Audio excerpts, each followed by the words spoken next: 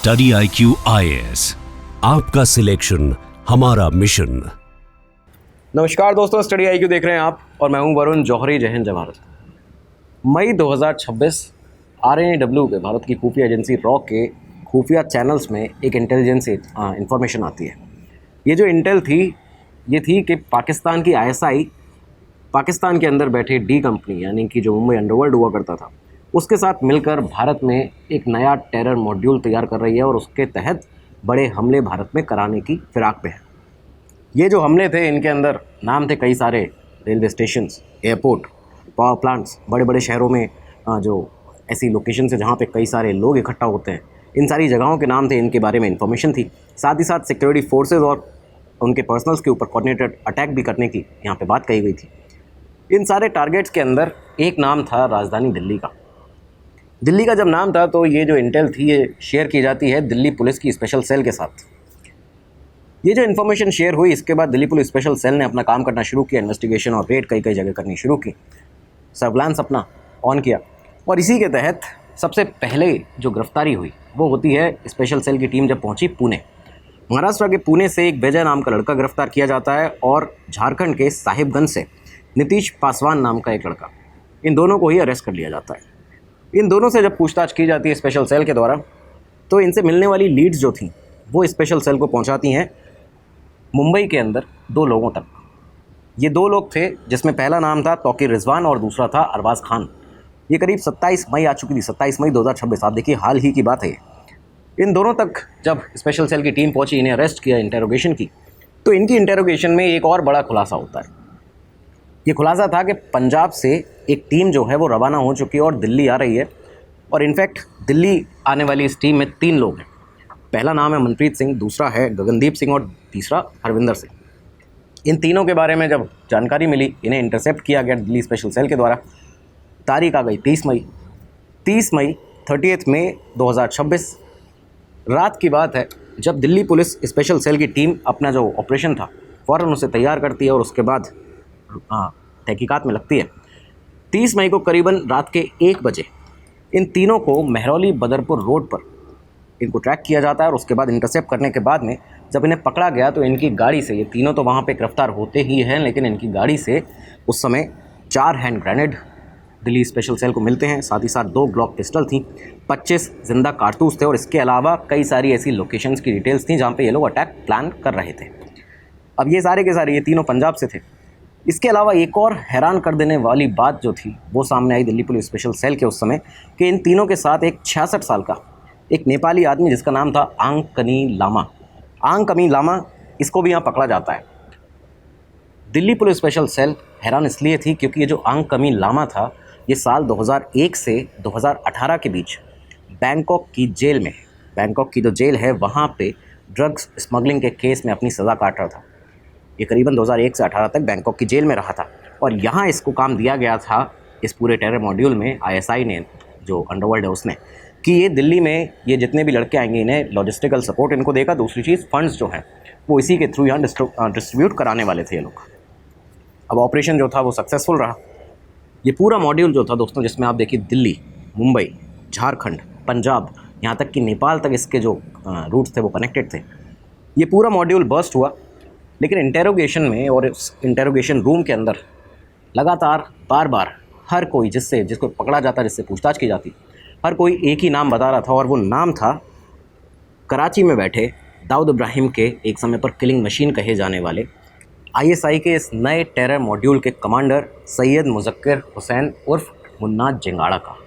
आज इस वीडियो में बताएंगे आपको कि मुन्ना जिंगाड़ा आखिर कैसे डी कंपनी के एक शार्प शूटर से ISI का टॉप एसेट बन जाता है, किस तरह से उसने बैंकॉक में साल 2000 में छोटा राजन के ऊपर अब तक का सबसे बड़ा आतंकी हमला किया था दाऊद के कहने पर, कैसे थाईलैंड की अदालत में भारत और पाकिस्तान के बीच इस एक गैंगस्टर के लिए एक बहुत लंबी कानूनी लड़ाई चलती है, आखिर वो कौन सा थाईलैंड का लॉ था जिसके चलते मुन्ना जिंगाड़ा भारत के हाथों से फिसल जाता है, भारत के हाथों से निकल जाता है, और आखिरकार ये जो स्पेशल सेल ने ऑपरेशन किया है इसकी कामयाबी कैसे हमें मिली। क्या वो सारी चीज़ें थी, खुफिया एजेंसी जो है आईएसआई पाकिस्तान की किस तरह से इस नए टेरर मॉड्यूल को बना रही थी, और इसी के चलते मुन्ना जंगाड़ा को किस तरह से काम दिया जाता है, और फाइनली कैसे दिल्ली पुलिस स्पेशल सेल और हमारी खुफिया एजेंसीज़ के एक जॉइंट ऑपरेशन में इस पूरे नए टेरर मॉड्यूल को कैसे बर्स्ट किया गया। सारी जानकारी आपको यहाँ पर मिलेगी। बहुत ही डिटेल एपिसोड है, ज़रूर देखिएगा, सुनिएगा, शेयर कीजिएगा अपने पूरे सर्कल में, और इसके अलावा कमेंट बॉक्स में जय हिंद ज़रूर लिखिएगा। आप शुरुआत करते हैं आज के हमारे इस एपिसोड की। तो शुरुआत होती है उत्तर प्रदेश के गोंडा से। गोंडा के पास एक गांव जहां पे सैयद मुदस्सर हुसैन यानी कि उर्फ मुन्ना जंगाड़ा का जन्म होता है। बचपन के कुछ साल जो थे वो गोंडा के इस गांव में बीते, लेकिन इसके बाद ये जो पूरा परिवार था वो मुंबई शिफ्ट हो जाता है। मुंबई आके रहने लगते हैं। जोगेश्वरी ईस्ट में प्रेम नगर और जनता कॉलोनी का जो एरिया है वहाँ पे एक छोटी सी चौल हुआ करती थी, वहाँ पे ये परिवार रहना शुरू करता है। एक लोअर मिडिल क्लास परिवार था। पिता जो थे वो प्लम्बर का काम किया करते थे। बचपन की पढ़ाई भी जोगेश्वरी में होती है, और उसके बाद कॉलेज की जो शुरुआत हुई मुन्ना जंगाड़ा की वो भी जोगेश्वरी से ही होती है। जोगेश्वरी के अंदर इस्माइल यूसुफ कॉलेज जो है वहाँ पे बीए में एडमिशन लेता है मुन्ना जंगाड़ा। काम करना शुरू करता है, यहाँ पे अपनी जो पढ़ाई थी उसको शुरू करता है। ये साल बताया जाता है 1990 जब वो सेकेंड ईयर का स्टूडेंट था। इस दौरान इसी समय पर उसकी ज़िंदगी में एक बड़ा टर्निंग पॉइंट आता है। दरअसल हुआ क्या कि 12 फरवरी 1990 को इस कॉलेज के ही कैंपस में एक झगड़ा होता है। वहाब और मुस्तफ़ा जो कि मुन्ना जंगाड़ा के दोस्त हुआ करते थे, और उनका झगड़ा हो रहा था एक वज़ीर नाम के लड़के से। वज़ीर जो था वो वहाँ का एक लोकल गैंगस्टर हुआ करता था। दादागिरी जो थी मुंबई में उस समय, कई सारे लोग इस तरह के दादा बनते थे, नए नए जो गुंडे थे वो आते थे, तो इसी तरह का एक गुंडा था। इसी के तहत जब ये लड़ाई चल रही थी तो मुन्ना जंगाड़ा वहाँ पे खड़ा हुआ था, लेकिन उस लड़ाई के दौरान अचानक से इसे गुस्सा आता है और वज़ीर के जो कमर पर उसका एक चॉपर लटका हुआ था, जो बताया जाता है रिपोर्ट में कि उसी चॉपर से इसने वज़ीर के ऊपर हमला किया, उसके चेस्ट के ऊपर हमला करता है, और वहाँ पे ऑन द स्पॉट वज़ीर की मौत हो जाती है। ये मुन्ना जंगाड़ा का पहला क्राइम था। खैर, वज़ीर की मौत के बाद ये वहाँ से भागा नहीं, ये सीधा जाता है जोगेश्वरी पुलिस स्टेशन, और वहाँ पे पुलिस के सामने जाके सरेंडर कर देता है, अपना गुनाह जो था उसको कबूल कर लेता है। करीबन 1.5 साल का समय यहाँ से निकला। 20 नवंबर 1991 मुन्ना जंगाड़ा को यहाँ पे इस केस में बेल मिल जाती है। बेल पर वापस आया, अपने घर आता है, और उसके बाद अपने पिता के साथ में जो प्लम्बिंग का उनका काम था उसी में हाथ बटाने लगता है, उनका काम करता है। करीबन ये 3 साल तक ये सारा काम करता रहा, घर के अंदर रहता था, अपने काम पर जाता था। लेकिन इसी दौरान ये जो वज़ीर की 3 साल पहले मौत हुई थी वो कहानी अभी ख़त्म नहीं हुई थी। वज़ीर का जो भाई था नाजिर ने बदला लेने का एक प्लान बनाया, और इसी के तहत 31 मार्च 1994 को, 3 साल अब तक निकल चुके थे इस पूरे इंसिडेंट को, ऑलमोस्ट 4 साल निकल चुके थे। 31 मार्च 1994 को जब मुन्ना काम से अपने घर लौट रहा था, तो इस बीच में नाजिर और उसके कुछ दोस्त जो थे वो हॉकी से और चॉपर से मुन्ना जंगाड़ा के ऊपर हमला कर देते हैं। ये हमला हुआ, मुन्ना ने रिटेलिएशन किया, और उसके बाद में इसने उन लोगों के ऊपर भी ये हावी हुआ। वहाँ पे नाजिर के ऊपर भारी उसके सर पर इसने वार किया, और उसके बाद में वहाँ पे नाजिर जब घायल हो गया तो इस इंसिडेंट के बाद भी ये एक बार फिर से मेघवाड़ी पुलिस स्टेशन जाता है। वहाँ पे जाके अपना जो गुनाह था उसको फिर से कबूल करता है, सरेंडर कर देता है। पुलिस के सामने खुद से चला जाता था, क्योंकि इसको पता था कि पहले भी एक कत्ल कर चुका है, एक मर्डर केस इसके ऊपर चल रहा है, उसके बाद कई सारे इस तरह के जो केसेस होंगे, तो वहाँ पे इसको पुलिस के सामने जाके खुद से बताना पड़ेगा, जिससे कि ये बचा रहे। तो ये जो सारी चीज़ें थी इसने यहाँ पे की। कुछ समय जेल में रहा, फिर वापस बाहर आ गया। ये दुश्मनी जो थी वो चलती रहती है। इस बीच में एक दफ़ा फिर से हुआ कि जब विले पार्ले में नज़ीर के जो वज़ीर का भाई था उसके दोस्तों ने, उसके लोगों ने, खासकर नज़ीर ने खुद यहाँ पे मुन्ना जंगाड़ा के ऊपर एक बार फिर से हमला किया। इस बार भी ये बच के निकल जाता है, और इस इंसिडेंट की जानकारी जो थी वो जुहू पुलिस स्टेशन में मुंबई के अंदर देता है। ये सारी चीज़ें चलती रहीं, लेकिन इस बीच में ऐसा नहीं कि मुन्ना जंगाड़ा क्राइम की दुनिया में, जराइम की दुनिया में आगे नहीं बढ़ रहा था। 1990 से 95 के बीच में बताया जाता है कि कई सारे मर्डर, अटेम्प्ट टू मर्डर, इस तरह के जो सीरियस ऑफेंसेस थे वो मुन्ना के नाम पर लग चुके थे। ये सारी चीज़ें वो कर चुका था। लेकिन अब एक बड़ा इंसिडेंट हुआ साल 1995 1995 में। अगस्त 1995 की बात बताई जाती है, जब वज़ीर के भाई यानी कि नाजिर की अचानक से मौत हो जाती है। रहस्यमयी परिस्थितियों में हुई उस मौत के जब तहकीकात हुई तो पता चला कि एक मर्डर था, और इस मर्डर में पुलिस को कहीं ना कहीं शक था मुन्ना जंगाड़ा के ऊपर कि ये हो ना हो इसी ने ये मर्डर किया है। इसी के तहत जब पुलिस की छानबीन करती है, जब इसकी इन्वेस्टिगेशन करती है कि आखिर ये है कहाँ, तब पता चलता है कि मुन्ना जंगाड़ा यहाँ से उस गिरफ्तारी से बचने के लिए वापस से अपने गांव जहाँ से आता था, उत्तर प्रदेश के गोंडा के पास जो इसका गांव था, वापस से वहाँ भाग गया है। एक तरह से मुन्ना जंगाड़ा अंडरग्राउंड हो चुका था साल 95 में। गोंडा के पास उस गांव में ही करीबन 6 महीने तक ये अंडरग्राउंड रहा, और बताते हैं कि उस 6 महीने के अंदर इसने वहाँ पे जो कंट्री मेड रिवॉल्वर होती हैं, देसी कट्टा जिसको कहा जाता है, देसी कट्टे से इसने फायरिंग प्रैक्टिसेस की, कई सारी फायरिंग प्रैक्टिस करता था, यहाँ से वहाँ लोगों से संपर्क बनाता था अपने, एक तरह से जराइम की दुनिया में एक्टिव होने लगा था। यहीं से उसका जो एक शार्प शूटर की जो इमेज बनी, वो यहीं से इसकी शुरुआत, ट्रेनिंग फेज़ जो था वो शुरू हो चुका था। धीरे धीरे करके जो मामला था मुंबई में वो ठंडा हो जाता है नाजिर की हत्या का। मुन्ना जंगाड़ा भी ये समझ रहा था कि मामला ठंडा हो चुका है और इसी के तहत ये मार्च 1996 में वापस से मुंबई आता है। मुंबई आया, लेकिन 26 मार्च का दिन था जब मुंबई में ओशीवारा से, माफ़ कीजिएगा, ओशीवारा में जो ओशीवारा पुलिस स्टेशन है उसके नज़दीक ही मुन्ना जंगाड़ा को मेघवाड़ी पुलिस जो थी अरेस्ट कर लेती है। यहाँ पे इसे अरेस्ट किया गया। इस बार अरेस्ट जो हुआ तो इसको जेल भी डाला गया, अब सीधा आर्थर रोड जेल भेज दिया गया था। आर्थर रोड जेल गया अपने उस गुनाह की, अपने उस क्राइम की सज़ा काटने के लिए। लेकिन आर्थर रोड जेल, ये बातें बताई जाती हैं रिपोर्ट में कि उस वक्त मुंबई अंडरवर्ल्ड का एक तरह से नेटवर्किंग हब था, जहाँ पे कई सारे गैंगस्टर्स, खासकर डी कंपनी के गैंगस्टर्स वहीं से रिक्रूट किए जाते थे, वहीं से रखे जाते थे और वहीं पे जाके उन्हें जेल में डाल दिया जाता था। तो आर्थर रोड जेल में फाइनली मुन्ना जंगाड़ा पहुँच चुका था। ये साल था 1996। आर्थर रोड जेल में मुन्ना जंगाड़ा जब अपनी सज़ा काट रहा था, उस दौरान इसकी ज़िंदगी में एक और बड़ा टर्निंग पॉइंट आता है जब इसकी मुलाकात उसी जेल के अंदर होती है इस्माइल मालाबारी से। इस्माइल मालाबारी दरअसल दाऊद इब्राहिम के सिंडिकेट का एक बहुत बड़ा गैंगस्टर था, बहुत बबड़ा एक मेंबर था। साथ ही साथ छोटा शकील के साथ में उसके बहुत ही करीबी संबंध थे, वो एक ट्रस्टेड आदमी माना जाता था शकील का।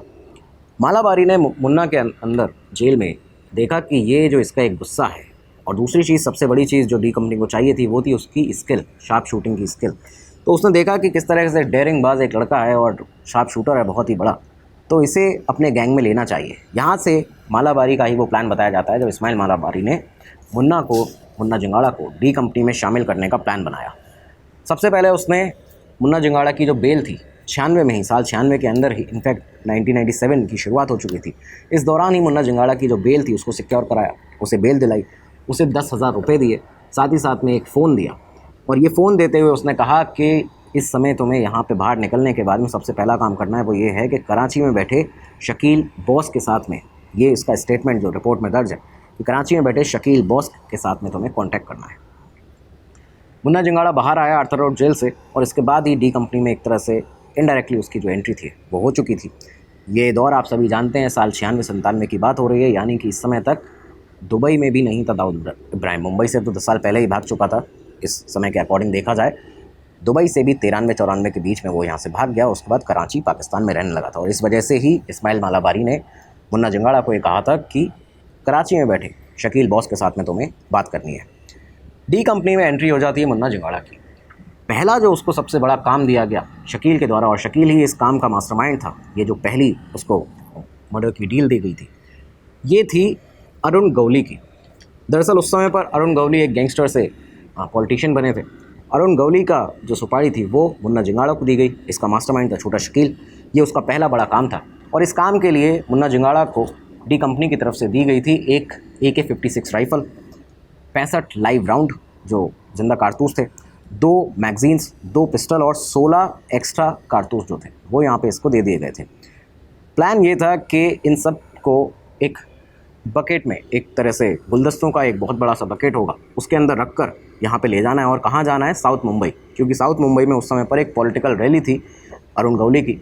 अरुण गौली वहाँ पे स्पीच देने के लिए आने वाला था और इसी वजह से यहाँ पे आइडिया यही था कि मुन्ना जंगाड़ा जो है वो स्टेज के पास तक जाएगा, ये इस पूरे एक फूलों का गुलदस्ते का जो बॉक्स है उसको लेकर, और वहाँ पे जाके पॉइंट ब्लैंक रेंज से शूट करेगा अरुण गौली को। ये सारा प्लान था इन लोगों का। लेकिन गवली की उस समय पर सिक्योरिटी इतनी ज़्यादा टाइट थी कि उस सिक्योरिटी बैरिकेड को तोड़ना मुंबई के अंदर मुन्ना जंगाड़ा के लिए नामुमकिन हो गया। ये ऑपरेशन जो था उसे इसी वजह से अबॉर्ट करना पड़ता है। ऑपरेशन फेल हुआ, लेकिन मुन्ना जंगाड़ा डी कंपनी में एक तरह से परमानेंट शूटर, शार्प शूटर की तरह एंट्री ले चुका था, घुस चुका था। गवली वाला प्लान फेल हुआ, लेकिन इसके बाद मुन्ना जंगाड़ा ने ये जो 1 साल रहा, करीबन 1 से 2 साल का समय रहा, 1.5 साल का, इस दौरान में उसने 97 से 98 के बीच में बताया जाता है कई सारे हाई प्रोफाइल मर्डर्स किए डी कंपनी के लिए। पहला नाम आता है जितेंद्र दाभोलकर का। जितेंद्र दाभोलकर जो कि अखिल भारतीय सेना, जो कि अरुण गवली की ही पार्टी हुआ करती थी, उसके जनरल सेक्रेटरी थे। 1996 में सेंटा क्रूज के पास एक टाटा सूमो से आए हुए 3 आदमियों ने उन्हें अंधाधुंध उन पर गोलियां चलाईं, उनको ख़त्म किया, मार दिया। ये जो शूट आउट था इसमें जो मेन मास्टरमाइंड था और जिसने गोलियां चलाई थी वो मुन्ना जिंगाड़ा ही था। दूसरा उसने कुशल चंद जैन, छोटा राजन का एक की फाइनेंसर हुआ करता था। इस समय तक छोटा राजन और दाऊद इब्राहिम दोनों अलग अलग हो चुके थे, दोनों की सबसे बड़ी दुश्मनी अंडरवर्ल्ड की चल रही थी। तो ये जो छोटा राजन का की फाइनेंसर था कुशल चंद जैन, इसकी भी हत्या की गई 1997 में सितंबर के महीने में। तो ये जो हत्या थी यहाँ पे माहिम के कापड़ बाज़ार एरिया में ये हत्या की गई थी और स्टार ब्रांडेड पिस्टल जो थी उससे मुन्ना जिंगाड़ा ने इसे, ये जो कुशल जैन था उसे यहाँ पे गोली मारी थी। ये मर्डर हुआ इसके कुछ ही दिनों के बाद में एक कल्लू अंसारी नाम का शख्स था, ये भी राजन से कनेक्टेड था, उसे भी उसी जो स्टार मेड पिस्टल थी, स्टार पिस्टल, 17 सितंबर 1997 को उसको भी मार दिया जाता है। ये भी काम मुन्ना जिंगाड़ा का था। इस तरह के कई सारे मर्डर्स उसने किए और इसके अलावा उसने एक और मर्डर किया था उस हवाला ऑपरेटर सुनील जैन का, जो कि छोटा राजन के लिए बताते हैं कि उसके फंड्स जो थे वो सारे मुंबई में भारत के अंदर इधर उधर हैंडल करता था। किस तरह से छोटा राजन के पास बाहर जहाँ वो रह रहा है अंडरग्राउंड, वहाँ पे कैसे पैसा भिजवाना है, तो ये सब काम था सुनील जैन का। तो उसको भी यहाँ पे मुन्ना जिंगाड़ा ने ही उसको ख़त्म किया। करीबन बताया जाता है रिपोर्ट्स के according murder, extortion, arms and gang warfare, arms and ammunition की यहाँ से वहाँ जो पकड़ होती है, इन सब के करीबन 70 से ज़्यादा केसेस थे जो मुन्ना जिंगाड़ा पर लग चुके थे और अब वो एक ड्रेडेड शार्प शूटर था डी कंपनी का। ये समय था साल 1997 के आखिरी उन सालों का जब मुन्ना जिंगाड़ा का नाम पूरे मुंबई अंडरवर्ल्ड में फैला हुआ था। सभी लोग जो थे उसके नाम से डरते थे, कांपते थे और डी कंपनी के अंदर उसका ओहदा जो था वो बढ़ता जा रहा था। लेकिन यही वो समय था जब मुंबई के अंदर ही सेंटा क्रूज़ एरिया में, सेंटा क्रूज़ में पुलिस की एक टीम मुन्ना जिंगाड़ा की फिराक में थी और उसी दौरान में एक उसके पास आर्म्स एंड एम्यूनिशन के साथ में उसे अचानक रेड की जाती है और एक जगह सेंटा क्रूज़ में मुन्ना जिंगाड़ा को पकड़ लिया जाता है पुलिस के द्वारा। यहाँ पकड़ा गया, इलीगल आर्म्स पोजेशन का केस था, स्ट्रॉन्ग केस था। ये उसके ऊपर चार्जेस लगाए जाते हैं और उसके बाद में इसे जेल में डाल दिया जाता है।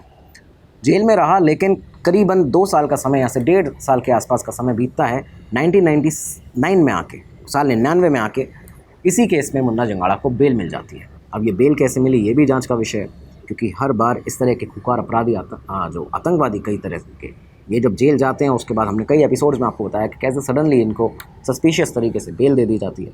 तो यहाँ पे ये बेल पर जैसे ही बाहर आया तो अब इसका नाम, क्योंकि उस समय पर मुंबई में भी इतना बड़ा हो चुका था कि मुंबई में रहना उसके लिए रिस्क था, एक खतरे से खाली नहीं था। कई लोग उसकी जान के ही पीछे पड़े थे, साथ ही साथ छोटा राजन के उसने जिस तरह से लोगों को मारा था, राजन के करीबी लोगों को, तो वो राजन गैंग के लोग भी इसके पीछे पड़े थे। यहाँ इसको जैसे ही बेल मिलती है, बाहर आता है, तो बताते हैं कि दाऊद इब्राहिम ने पर्सनली यहाँ मुन्ना जिंगाड़ा को कराची आने के लिए कहा। दाऊद इब्राहिम ने नेपाल के रास्ते से पाकिस्तान एंट्री कराई मुन्ना जिंगाड़ा की। फाइनली उसे कराची बुला लिया गया, जिससे कि जिस तरह से दाऊद ISI के पाकिस्तान के सेफ हेवन में, सेफ प्रोटेक्शन में रह रहा है कराची में, उसी तरह से मुन्ना जिंगाड़ा ही वहाँ पे रहे और उसका एक की एड बन जाए। मुन्ना जिंगाड़ा अब फाइनली कराची पहुँचता है, डी कंपनी के नेटवर्क में शामिल हुआ। ये साल 1999 था जब भारत से मुन्ना जिंगाड़ा भाग गया था। यहाँ पे डी कंपनी में शामिल होता है, लेकिन मुन्ना को पाकिस्तान बुलाने के पीछे दाऊद की एक और बहुत बड़ी वजह थी। ये वजह दोस्तों ये थी कि दरअसल आप सभी जानते हैं साल 93 में जब 1993 जो मुंबई बॉम्ब ब्लास्ट हुए, बाबरी मस्जिद डेमोलिशन के बाद में जो भी चीज़ें हुई थी, आपको डिटेल एपिसोड में बताई ये चीज़ें। तो ये जो समय रहा, उसके बाद दाऊद इब्राहिम की सबसे बड़ी जो दुश्मनी थी वो थी छोटा राजन से। दोनों एक समय पर सबसे ज़्यादा क्लोज हुआ करते थे, राइट हैंड हुआ करता है छोटा राजन, इनफैक्ट ब्रेन कहा जाता है दाऊद इब्राहिम का। लेकिन साल 93 के उन ब्लास्ट के बाद में डी कंपनी के अंदर कई बड़ी वजह बताया जाता है जो कम्युनल टेंशन था वो यहाँ डी कंपनी में भी आया और उसकी वजह से जो हिंदू गैंग के लोग अलग थे, जो हिंदू गैंगस्टर्स थे और मुस्लिम गैंगस्टर थे, दोनों अलग अलग हो जाते हैं। तो ये सारी वजह बताई जाती हैं कि इस समय पर दोनों अलग हो चुके थे, दाऊद और छोटा राजन। एक वजह बताई जाती है ईगो इशू था, दूसरी चीज़ बताई जाती है इंटरनल पावर स्ट्रगल जो था वो चल रहा था इन लोगों के बीच में। इन सब के चलते ही जो भी चीज़ें हों, बात साफ थी कि इस समय पर 1993 के बाद से ही, ये साल 1999 की हम बात कर रहे हैं, मुंबई और साउथ ईस्ट एशिया के बीच में, क्योंकि छोटा राजन जो था वो साउथ ईस्ट एशिया में अंडरग्राउंड था, थाईलैंड, मलेशिया, इंडोनेशिया, इन सब के बीच में अपने अड्डे जो थे, जो उसके ठिकाने थे, वो बदलता रहता था। तो इस बीच में मुंबई और साउथ ईस्ट एशिया के बीच एक खतरनाक गैंग वॉर जो थी वो लगातार चल रही थी।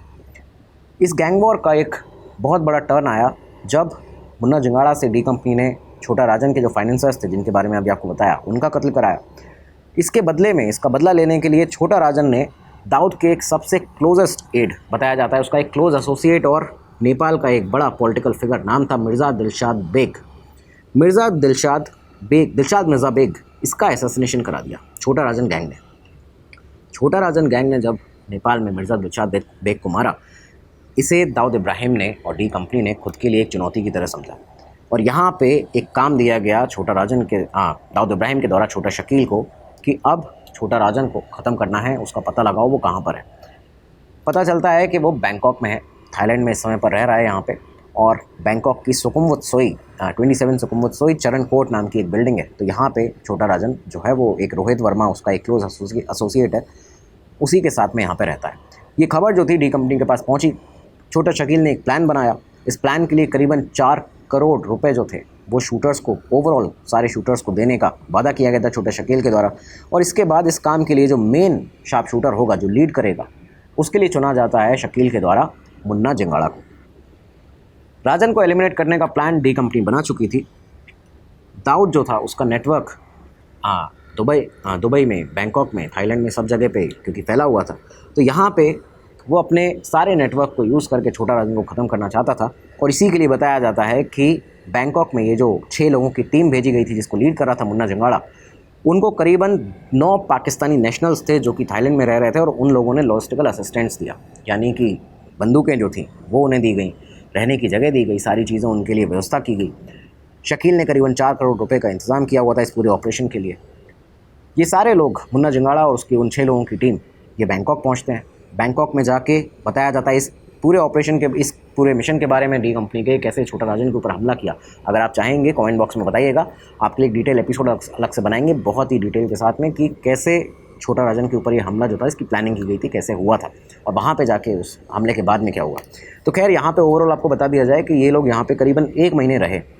उस 1 महीने में छोटा राजन, क्योंकि अपने क्लोज एसोसिएट रोहित वर्मा के फ्लैट में रह रहा था, रोहित वर्मा वहाँ पे रोहित डी क्रूज़ के नाम से रहता था, एक डायमंड मर्चेंट की तरह अपना बिजनेस दिखाता था बैंकॉक में। तो चरण कोट नाम की एक बिल्डिंग थी, अपार्टमेंट था सुकुमवुत्सोई में, बैंकॉक में, ओल्ड बैंकॉक जो है वहाँ पे अपार्टमेंट पड़ता है। तो यहाँ पे ये लोग रहते थे, छोटा राजन भी वहीं पे रह रहा था। इस पूरी टीम ने डी कंपनी की, जिसमें मुन्ना जिंगाड़ा जिसे लीड कर रहा था, उसी अपार्टमेंट के पास अपना एक रेंटल एकोमोडेशन लिया, वहाँ पे जाके रहते हैं और वहाँ पे लगातार रेकी की, उस अपार्टमेंट की रूटीन की, इन लोगों के, रोहित वर्मा के रूटीन की। छोटा राजन बाहर नहीं निकलता था कभी भी, ये भी बातें सामने आती हैं। तो इस वजह से इन्हें ऑब्जर्व करना पड़ा लंबे समय तक, 1 महीने तक ऑब्जर्व भी करते रहे, वहाँ के गार्ड्स के जो रूटीन था उसको चेक किया। लेकिन फाइनली फिर वो दिन आता है 15 सितंबर साल 2000 का। बैंकॉक के सुकुमवुत्सोई 27-26 जो एरिया था, यहाँ पे रोहित वर्मा के उस फ्लैट की बेल बजती है। जब गेट खोला गया तो बाहर एक पिज़्ज़ा डिलीवरी बॉय था और जैसे ही ये गेट खुला तो उस पिज़्ज़ा डिलीवरी बॉय के साथ में और जो 4-5 लोग थे वो साथ में आते हैं। ये डिलीवरी बॉय कोई और नहीं, मुन्ना जिंगाड़ा था। अचानक से रोहित वर्मा के ऊपर और उस फ्लैट के अंदर जितने भी लोग थे उन सभी के ऊपर अंधाधुंध गोलीबारी शुरू हो जाती है। बताते हैं रोहित वर्मा को करीबन 30 से ज़्यादा गोलियां लगी। इस बीच में उसने छोटा राजन को वहाँ से एग्ज़िट कराया। छोटा राजन इस दौरान में, क्योंकि रोहित वर्मा को गोली लगी, उसकी जान गई, उसकी वाइफ सीवियरली इंजर्ड हुई, उसको भी गोलियां लगी। छोटा राजन को करीबन 2 गोली लगी, लेकिन फिर भी वो इस फ्लैट से, उसकी विंडो से कूदकर यहाँ से भागता है और नीचे जब गिरता है तो उसके दोनों पैरों में बताते हैं कि फ्रैक्चर हुआ था, लेकिन फिर भी वो यहाँ से फरार हो गया था। इस अटैक में छोटा राजन बच जाता है। अब ये जो फायरिंग हुई, Rohit Verma on the spot उसकी डेथ हुई, वाइफ सीवियरली इंजर्ड हुई। राजन जो था वो, उसको 2 गोलियां लगी लेकिन फ़रार हो गया यहाँ से भाग के। फ़रार हुआ तो आगे जाके इसको पुलिस ने, राजन को भी पकड़ा, लोगों ने भी देखा क्योंकि उसके दोनों पैर फ्रैक्चर हो गए थे, वो आगे चल नहीं पा रहा था ज़्यादा। ये सारी चीज़ें हुई। इसके बाद छोटा राजन को समित जीवी हॉस्पिटल जो है बैंकॉक का, वहाँ पे आईसीयू में एडमिट कर दिया जाता है। अब ये आईसीयू में एडमिट था। इस बीच में थाई पुलिस रिकॉर्ड्स के हिसाब से मुन्ना जिंगाड़ा को ऑन स्पॉट लोकेशन पे उसके साथ के एक और शख्स को यहाँ से पकड़ लिया गया था। मुन्ना जिंगाड़ा थाई पुलिस की गिरफ्त में था। छोटा राजन जो था वो भी बैंकॉक के एक हॉस्पिटल में एडमिट किया गया था, थाई पुलिस वहाँ पे भी मौजूद थी। अब ये सिनेरियो आप देखिए कि जब ये हुआ साल 2000 में, तो भारत की इंटेलिजेंस एजेंसीज़ की, भारत की पुलिस की, सबकी निगाह थी बैंकॉक के ऊपर, थाईलैंड के ऊपर, कि वहाँ पे थाई पुलिस की गिरफ्त में 2 ऐसे लोग हैं जिनकी हमें बहुत लंबे समय से तलाश है। यहाँ पे समित वेज हॉस्पिटल बैंकॉक आईसीयू में जब छोटा राजन था तो एक और कहानी सामने आती है। करीबन 1 महीने तक यहाँ पे रहता है छोटा राजन। इसके बाद लेकिन अचानक से एक दिन 4थे फ्लोर पर जबकि ये एडमिट था, फिर भी 24 नवंबर साल 2000 को एक ड्रामेटिक एस्केप होता है छोटा राजन का बैंकॉक के उस हॉस्पिटल से। वो अपने उस रूम की आईसीयू के उस रूम की खिड़की से एक रस्सी के ज़रिए, अब वो रस्सी किसने लटकाई वहाँ पे, किस तरह से ये पूरा प्लान किया गया, इन्वेस्टिगेशन का विषय था। बाद में थाईलैंड में इस पर इन्वेस्टिगेशन भी हुई और उसमें थाई पुलिस ने अपने 3 सीनियर पुलिस ऑफिसर्स को इसमें एस्केप के लिए रिस्पॉन्सिबल ठहराया था। तो हुआ ये कि वो अपनी खिड़की से जो रस्सी लटकी हुई थी उससे छोटा राजन नीचे एक कार खड़ी थी उसमें पहुंचता है। वो कार उसे लेकर जाती है एक यॉट पर। उस यॉट से वो एक थाईलैंड के अनडिस्क्लोज पोर्ट पर पहुंचता है और वहाँ पे जाने के बाद में एक प्राइवेट जेट था जो कि उसका इंतज़ार कर रहा था। छोटा राजन महज 1 महीने के अंदर हॉस्पिटल से थाईलैंड में सीधा फरार होकर उस प्राइवेट जेट से कंबोडिया चला जाता है। कंबोडिया के अंगोर वॉट एरिया के अंदर यहाँ पे जाके एक अनडिस्क्लोज लोकेशन यहाँ पे अपने डिसअपियर हो जाता है, एक तरह से गायब हो जाता है। खैर बाद में 2015 में भारत की खुफिया एजेंसीज ने छोटा राजन को इंडोनेशिया से पकड़ लिया। उसके बारे में भी एक डिटेल एपिसोड आपके लिए किया गया है कि कैसे पकड़ा था। अब ये सारी चीज़ें रहीं। इस बीच में मुन्ना जंगाड़ा जो था वो थाई पुलिस की गिरफ्त में था, उसे जेल में डाल दिया गया था। थाई कोर्ट में लगातार ये जो मामला था वो चल रहा था। मामला लंबा चला और उसके बाद मुन्ना जंगाड़ा को उर्फ सैयद मुज़क्किर हुसैन को उसके एक साथी के साथ में थाईलैंड की अदालत ने रोहित वर्मा के मर्डर केस में करीबन 16 साल की सज़ा सुनाई। ये जो 16 साल की सज़ा थी इसमें बताया जाता है मुन्ना जंगाड़ा के जो लॉयर्स थे जो कि पाकिस्तान के आईएसआई के द्वारा उसके लिए रखे गए थे, कई सारे ऐसे लॉयर्स थे जो उसको अलग तरीके से सपोर्ट कर रहे थे, पाकिस्तानी कई नेशनल्स थे जो उसको सपोर्ट किया करते थे वहाँ पर। लेकिन ओवरऑल बताते हैं कि थाईलैंड में हाई सिक्योरिटी प्रिजन में करीबन 16-17 साल मुन्ना जंगाड़ा रहा। इस बीच में जो रॉयल पार्डन्स होते हैं कि थाईलैंड के किंग से कहकर उनके जो पार्डन्स हैं किसी कैदी के लिए, उन सब के तहत उसकी सज़ा को कम कराया गया। लेकिन फिर भी 16-17 साल के आसपास की इसकी जेल रही थाईलैंड के अंदर। 2001 से 2018 का ये समय बताया जाता है जब ये जेल में रहा वहाँ पे। इस बीच में जब ये समय आ रहा था कि मुन्ना जंगाड़ा अब जेल से निकलेगा तो भारत की इंटेलिजेंस एजेंसी और साथ ही साथ भारत का एक्सटर्नल अफेयर्स मिनिस्ट्री जो है वो एक्टिव होती है, क्योंकि अब बारी थी मुन्ना जंगाड़ा को भारत एक्स्ट्राडाइट करने की, उसका प्रत्यर्पण भारत में करने की। थाईलैंड की जेल में इस समय पर जब ये रहा है मुन्ना जंगाड़ा तो बताया जाता है कि यही वो समय था। सामने आता है कि जब छोटा शकील और दाऊद इब्राहिम के जो डी कंपनी के लोग थे वो उसके संपर्क में रहा करते थे। इसी जेल पीरियड के दौरान में उसकी दोस्ती हुई एक नेपाली सिटीज़न अंगकमी लामा से। अंगकमी लामा वही जो कि अभी हाल ही में मई 2026 में दिल्ली से पकड़ा गया है, महरौली बदरपुर रोड से, उन 3 पंजाब के लड़कों के साथ में जिनको भेजा था आईएसआई ने यहाँ पे अटैक करने के लिए दिल्ली के अंदर। इनके साथ में जो आदमी पकड़ा गया ये दरअसल उस समय पे 2001 से 2018 के बीच में ये भी बैंकॉक की उस जेल में था एक ड्रग स्मगलिंग के केस में। नेपाली सिटीज़न अंगकमी लामा एक नेपाली ड्रग ट्रैफिकर था। इसी दौरान इसकी दोस्ती हुई थी मुन्ना जंगाड़ा से और बाद में मुन्ना जंगाड़ा ने इसे किस तरह से यूज़ किया आप ये देखिए। खैर ये सब चीज़ें चली। मुन्ना जंगाड़ा के लगातार आईएसआई के साथ भी संपर्क थे इस दौरान में थाईलैंड से ही। साल 2012 में इस बीच भारत ने पहली दफ़ा अपना जो पहला फॉर्मल एक्स्ट्राडिशन रिक्वेस्ट थी थाईलैंड से वो की मुन्ना जंगाड़ा को भारत भेजने की। इस रिक्वेस्ट पे कुछ नहीं हुआ। इसके बाद 4 साल बीते। साल 2016 में 27 दिसंबर को एक और सेकंड जो रिक्वेस्ट थी वो सबमिट की गई। यहाँ पे 2016 ये वो समय आ चुका था जब ये साफ था कि मुन्ना जंगाड़ा की जो ऑफिशियल जो उसको एक सज़ा मिली हुई है वहाँ पे वो ख़त्म होने वाली है।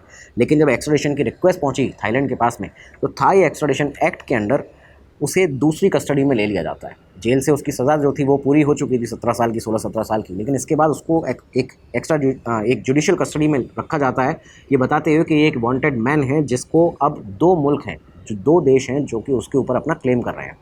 पहला तो था भारत जो कि आपको पता है और हमारा क्लेम बनता भी था, लेकिन दूसरा देश था पाकिस्तान। पाकिस्तान यहाँ पे इस सीन में इस तरह से आया कि पाकिस्तान ने कहना शुरू किया, खासकर पाकिस्तान की आईएसआई ने, कि ये जो मुन्ना जंगाड़ा है वो कोई हिंदुस्तानी नहीं है, ये भारत का सिटीज़न नहीं है, ये एक पाकिस्तानी सिटीज़न है, मोहम्मद सलीम उसका नाम है।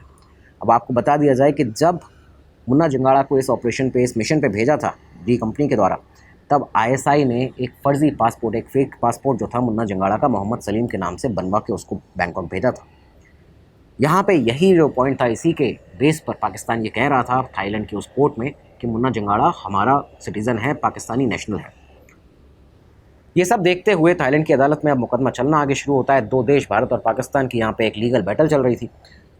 मुंबई क्राइम ब्रांच ने एक अपना बहुत ही बड़ा एक स्ट्रॉन्ग डोजियर तैयार किया।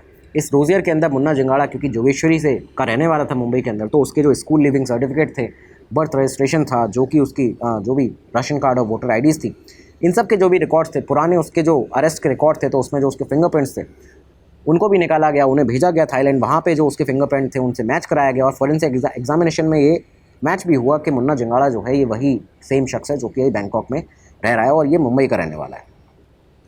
2015 में जब इंडोनेशिया से छोटा राजन को पकड़ा गया डेनपसार एयरपोर्ट से बाली में और उसे भारत लाया गया, तो उससे भी जब पूछा गया कि जो 2000 में तुम्हारे ऊपर हमला हुआ था तो उसमें कौन था मेन शार्प शूटर, छोटा राजन का स्टेटमेंट भी सामने था हमारे पास में उसकी इंटेरोगेशन से कि वो जो मेन लीड कर रहा था उन शार्प शूटर्स को वो था मुन्ना जंगाड़ा जो कि मुंबई का रहने वाला है।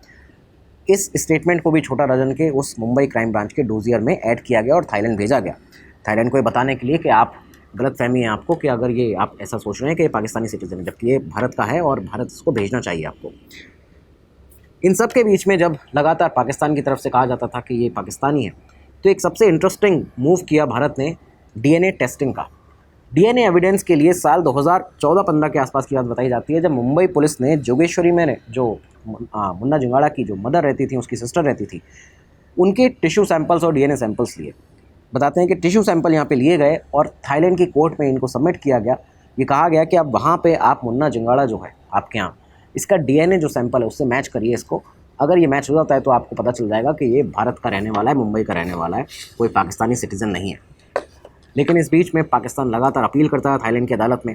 पाकिस्तान ने यहाँ पे मुन्ना जंगाड़ा की एक पाकिस्तानी वाइफ, उसके बच्चे, उनके बर्थ और एजुकेशन सर्टिफिकेट वो सब भी प्रोड्यूस कर दिए थाईलैंड की कोर्ट में, ये दिखाते हुए कि मुन्ना जंगाड़ा पाकिस्तान का नेशनल है। और अप्रैल 2018 में तो थाईलैंड की अदालत ने 41 पाकिस्तानी विटनेसेस को उनका डिपोजिशन अलाउ किया।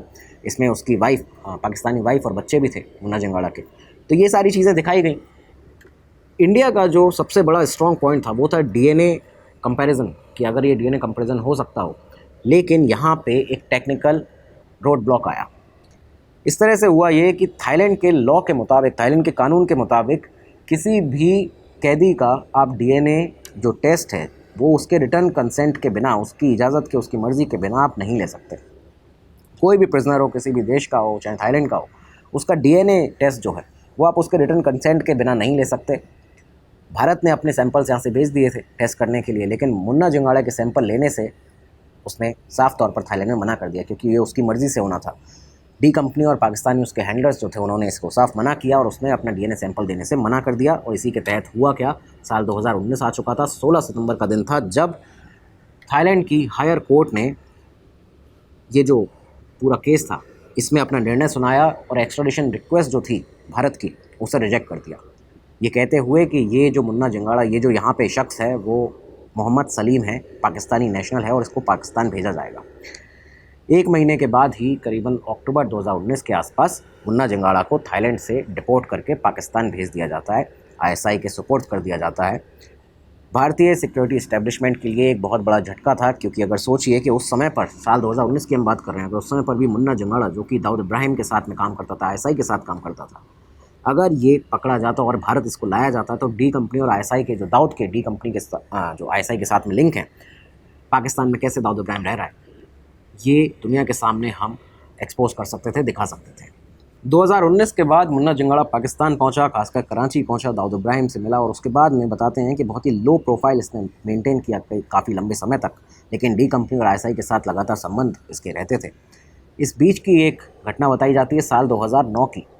ऑफिशियल जो पुरानी इंटेल रिपोर्ट्स हैं उनके अकॉर्डिंग बताते हैं कि साल 2009 के आसपास मुंबई पुलिस क्राइम ब्रांच ने बोरीवली में एक एनकाउंटर किया था, जिसमें मुन्ना जंगाड़ा के भाई इमरान जंगाड़ा को मार दिया गया था एक एनकाउंटर के अंदर, क्योंकि वो भी डी कंपनी के साथ में ही काम करता था।